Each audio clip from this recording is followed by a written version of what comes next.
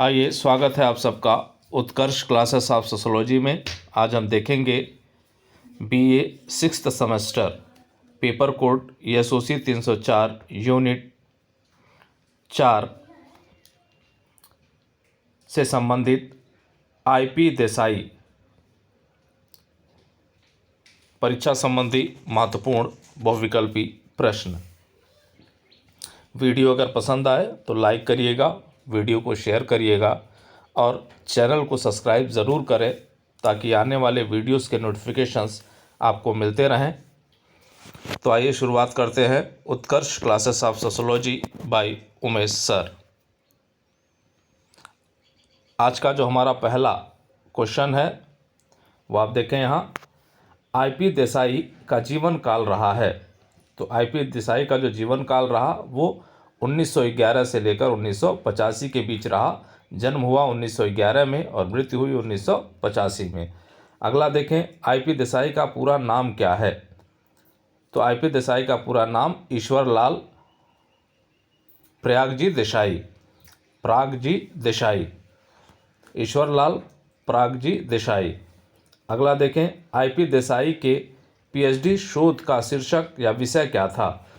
तो आईपी देसाई के पीएचडी का शोध का शीर्षक या विषय था अपराध के सामाजिक आधार। अगला देखें, आईपी देसाई ने किसके निर्देशन में अपना पीएचडी कार्य पूर्ण किया था। तो वो थे जीएस घुरिये, जो भारतीय समाजशास्त्र के जनक हैं। अगला क्वेश्चन हम देखें, किस भारतीय विचारक ने स्वयं यह स्वीकार किया है कि मैं अपने आप को मार्क्स द्वारा दी गई दिशा के प्रति कटिबद्ध महसूस करता हूँ। तो यह कथन किसका है। तो यह है आईपी देसाई का। अगला देखें, आईपी देसाई के विचार चिंतन की किस परंपरा पर या परंपरा से प्रभावित हैं, या आईपी देसाई के विचार किस विचारधारा से प्रभावित है। तो वह है मार्क्सवादी विचारधारा। अगला देखें, वह भारतीय विचारक जो मूल रूप से समाजशास्त्र में प्रशिक्षित था। वह भारतीय विचारक जो मूल रूप से समाजशास्त्र में प्रशिक्षित था तो वह है आईपी देसाई। क्योंकि इनसे पहले अगर हम बात करें तो जितने भी समाजशास्त्री थे वह जो है समाजशास्त्र विषय में पूर्ण रूप से प्रशिक्षित नहीं थे। आइए अगला देखें,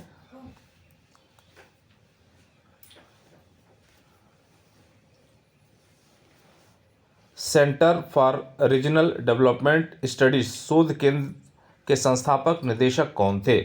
तो centre of regional development studies शोध केंद्र के संस्थापक निर्देशक जो थे वो आईपी देसाई थे। अगला देखें, centre for regional development studies को बाद में किस नाम से जाना गया। तो बाद में centre of regional development studies को सेंटर ऑफ सोशल स्टडी के नाम से जाना गया। अगला देखें, some aspects of family in महुआ में परिवार के कुछ पक्ष पुस्तक के लेखक हैं। तो इसके लेखक हैं आईपी देसाई। परीक्षाओं में कई बार ये पूछा जा चुका है। आइए अगले क्वेश्चन पे चलें। आईपी देसाई ने अपनी किस पुस्तक में भारतीय परिवार से संबंधित विचारों को प्रस्तुत किया है। तो ये प्रस्तुत किया है some aspects of family in महुआ में। अगला देखें, आईपी देसाई ने अपने संयुक्त परिवार का अध्ययन किस समुदाय पर किया है। तो आईपी देसाई ने अपने संयुक्त परिवार का अध्ययन महुआ समुदाय पे किया हुआ है।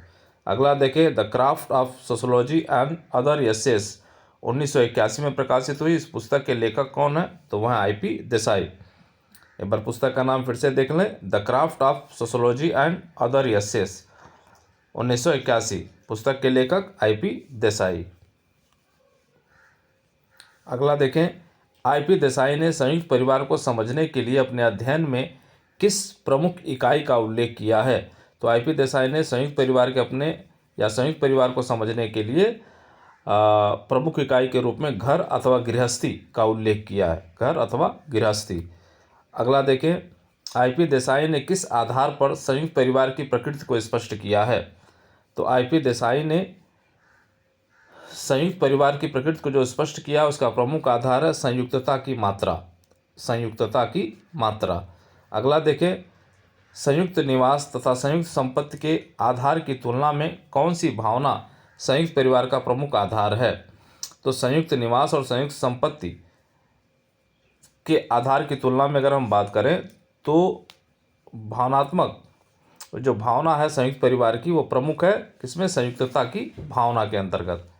ये संयुक्त परिवार को जोड़े रखने का जो प्रमुख आधार व्यक्त किया गया आईपी देसाई के द्वारा वो है संयुक्तता की भावना, जो अधिक महत्वपूर्ण है किससे, तो संयुक्त निवास से और संयुक्त संपत्ति से।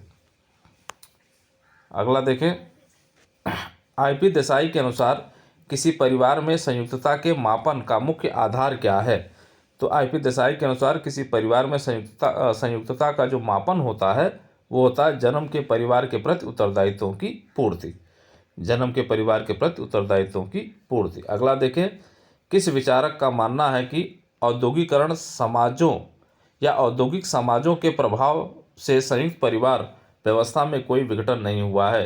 ये कह रहा है कि औद्योगिक समाजों के प्रभाव से संयुक्त परिवार में किसी प्रकार का कोई विघटन नहीं हुआ है, तो वह है आईपी देसाई। अगला देखें, किस विचारक ने केंद्रक तथा संयुक्त परिवार का नया संयोग, केंद्रक तथा संयुक्त परिवार का नया संयोग के रूप में भारतीय परिवार के भविष्य की प्रकृति का विश्लेषण किया है। तो वो है आईपी देसाई। इन्होंने भारतीय संयुक्त परिवार के भविष्य के बारे में कहा कि भाई आने वाले कल में जो है केंद्रक तथा संयुक्त परिवार का एक नया संयोग हमें देखने को मिलेगा। अगला देखें, सीमांत संयुक्त परिवार मार्जिनल ज्वाइंट फैमिली का उल्लेख किस विचारक द्वारा किया गया है। तो किया गया है आईपी देसाई के द्वारा। ध्यान रहे, सीमांत संयुक्त परिवार marginal joint family, IP Desai. अगला देखें, आईपी देसाई के संदर्भ में भारतीय संयुक्त परिवार की प्रमुख विशेषता रही है। तो आईपी देसाई के संदर्भ में जो भारतीय संयुक्त परिवार की जो प्रमुख विशेषता रही है वो है सांस्कृतिक इकाई। भाई संयुक्त परिवार या भारतीय संयुक्त परिवार एक सांस्कृतिक इकाई के रूप में कार्य करते हैं। तो ये आज का वीडियो रहा। वीडियो अगर पसंद आए तो लाइक करिएगा, शेयर करिएगा और चैनल को सब्सक्राइब ज़रूर करिएगा ताकि आने वाले वीडियोज़ के नोटिफिकेशन आपको मिलते रहें। जय हिंद, जय भारत।